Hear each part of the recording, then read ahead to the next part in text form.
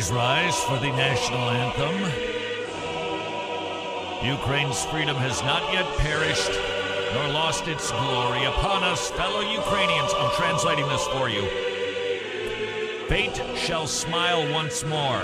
Well, that's kind of a bummer. Our enemies will vanish like dew in the sun. I have this memorized. That's how I'm able to do this for you.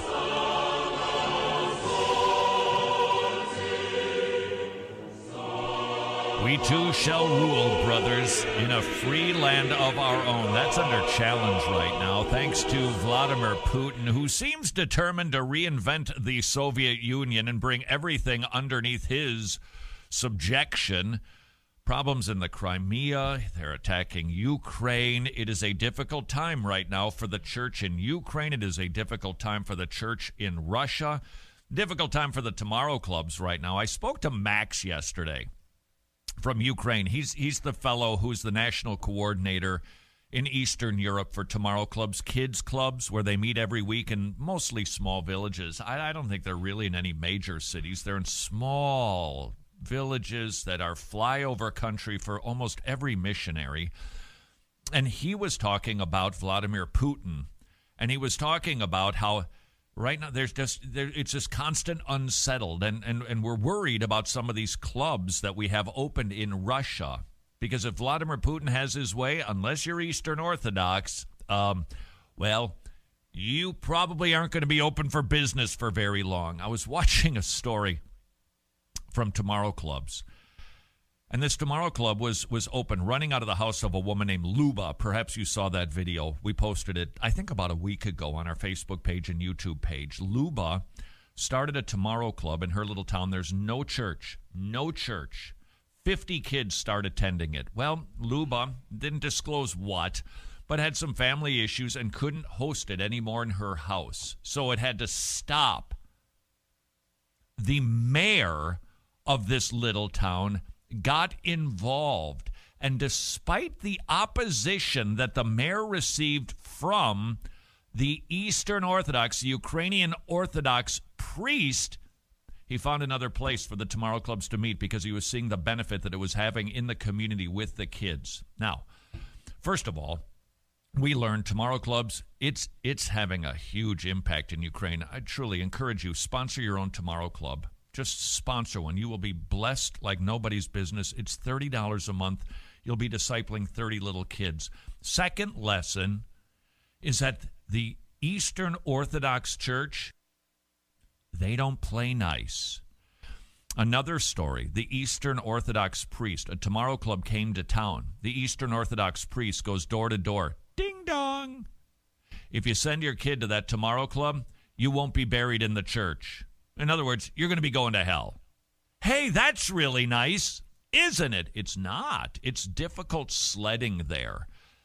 And so be praying for the Tomorrow Clubs as they face that sort of opposition, and rejoice that club after club is being opened because more and more people are sponsoring. You can do that at tomorrowclubs.org/wretched, tomorrowclubs.org/wretched. See for yourself the impact that it's having. And by the way, if you would like to go to Ukraine in the summertime to do an English-speaking camp, it's better. Max said, I said, how's everything in Ukraine? I think he's about 7 hours ahead. He said, it is 14 degrees below zero. And I was on the verge of complaining about the 40-degree temperature. That's 54 degrees less than 40 in Atlanta, Georgia. It's a little bit chilly there. Oh. This will be a cliffhanger for you. Max was telling me a story that he's working on. We hope to have this posted next week for you to watch. I just love seeing these stories from Ukraine. Remember the story last year of Lena and Igor, the two town drunks? Remember that story? You can't forget that story. Got saved. They're running the Tomorrow Club. All right. So he's telling me a story of a kid born into a family of, I think, 6. Immediately gets put into an orphanage because mom can't keep the kid. She's a drunk. She doesn't work. The kid gets put into an orphanage. At the age of 3, somehow she was able to get him out, but I think by the age of 4, he was back in because she couldn't take care of her own children. Not uncommon. by the way, and if you really want to just bawl buckets of tears, go look up Ukrainian orphanage, Romanian orphanage, and just watch what happens there, and you will weep. That was this young man's life. He then was booted out of the orphanage at whatever age, 15, 16 years old, and he becomes a hooligan. That was the word Max from Ukraine used, a hooligan. A scoundrel? A scoundrel. He's a thug on the streets. That's what they have to do. They've got to survive. These kids are in these orphanages. They are given no life skills, no love, no training, no help, no launching, no anything. Talk about a lack of privilege. There's nothing for them. Very little hope for them. And this kid was just one of myriads. Out to the streets he goes. He's walking through town with his gang. And there's an English club, an English camp going on. Tomorrow clubs, they go in the summertime. They do this English-speaking camp. And then they invade the town in the fall with the Tomorrow Club because they've already established a relationship with those folks. That's wise missionary activity. The kid heard that there was free food. And so he went. And guess what he's doing today? You're going to have to wait for the video next week. We'll show it to you. It's so cool. Oh, man. Is he starring in a Disney Channel show? It's even better than that if it is indeed possible to be better than... Yeah. Okay. I almost watched part of one. Little catharsis. What? Why didn't you watch something good like a Hallmark movie?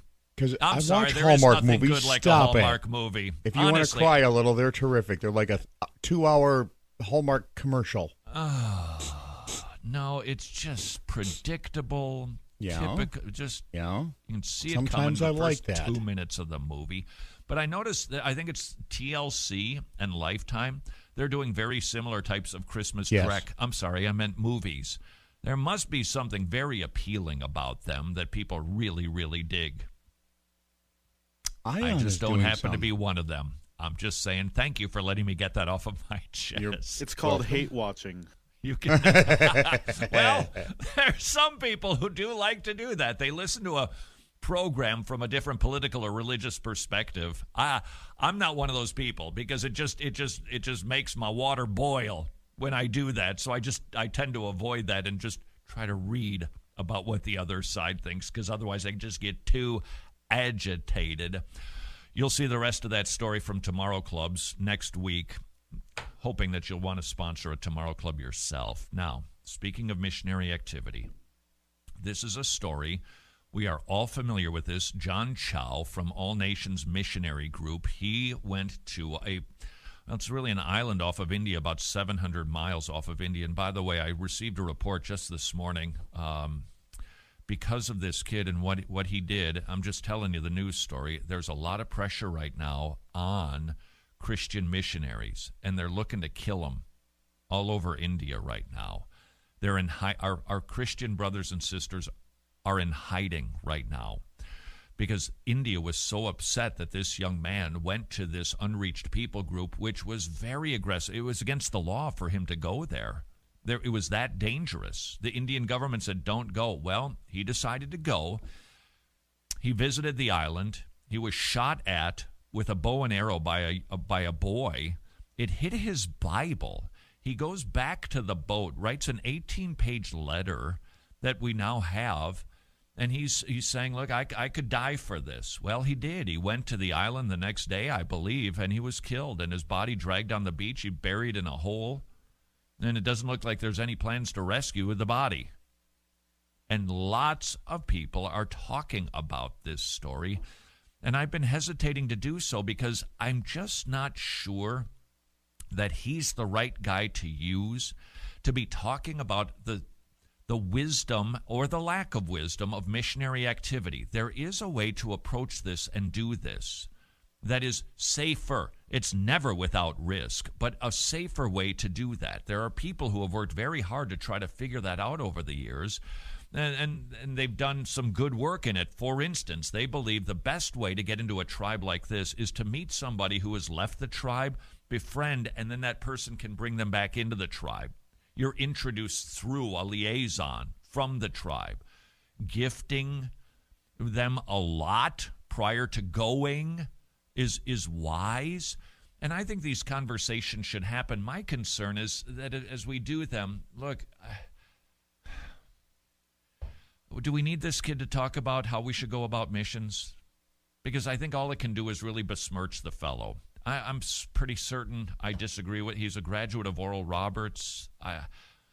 I'm sure I disagree with his theology, but I don't think there's any benefit in ripping the kid apart, dissecting what he did or didn't do. Let's just talk about the wisest way to go about the business of doing missions and leave this kid and his grieving family out of it, because it's clear that he had a passion for Christ, and if we and for the lost. And if we have one takeaway lesson, may we all be willing to die for the King.